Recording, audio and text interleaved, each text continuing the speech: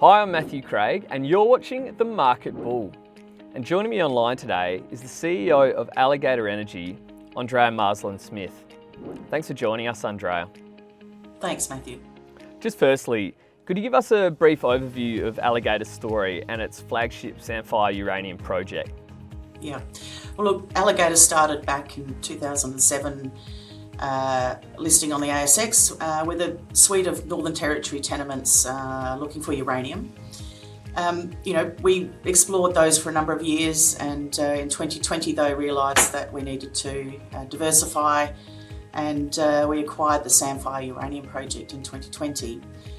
Samphire now is very much our flagship project, and we've got a good resource, 10 to 12 year mine life defined. We've done a scoping study. The economics is really good. Great jurisdiction in terms of South Australia, supportive of exploration and mining. And so we've just completed a field recovery trial. Well, not completed, we're halfway through. Completed the first part of the test, which was very successful, and we'll talk about that a bit later. But we are very proud of that project, and we're on the pathway to production, targeting production in 2030, 2031. So Alligator has reported the successful extraction of uranium from its first well test pattern. Take us through these results.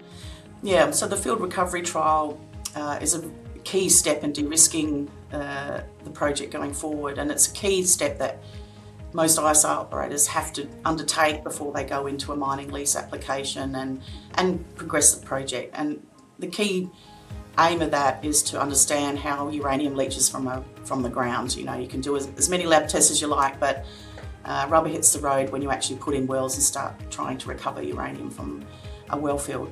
So the results on the first test, as I said, were very, very promising. We had 70% recovery in 70 pool volumes, which was our target to begin with. When you look at all of the ISR mines combined throughout the world, and ISR contributes to about 40% of world's uranium production, so it's a very popular mining style because of its low cost and low capital intensity. You will see that generally 70% is sort of the metric that you want to aim for. Part of that recovery, what contributes to that is the flow and the grade coming out of the ground, obviously, and that contributes to your annual production at the end of the day when you're in full production. So the flow rate coming out of the well field, we can get 5 litres a second, which is, to give your listeners a metric of that, worldwide ISR producers flow at around 0.5 to 3 litres a second on average. So we were hitting 5, and so we're really happy that we're at the upper end of that flow rate.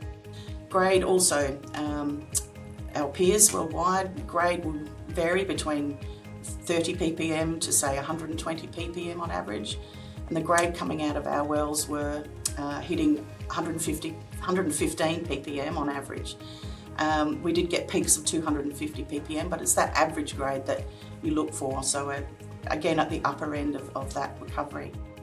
And just lastly, what are the next steps in Samphire's field recovery trial, and what news flow can investors look forward to? So I mentioned the next pattern, so that's underway as we speak, and we expect results to start coming through probably towards the end of June. This area that we're testing is a little less permeable, so the flow rate is lower, so the results will take a little longer to ascertain.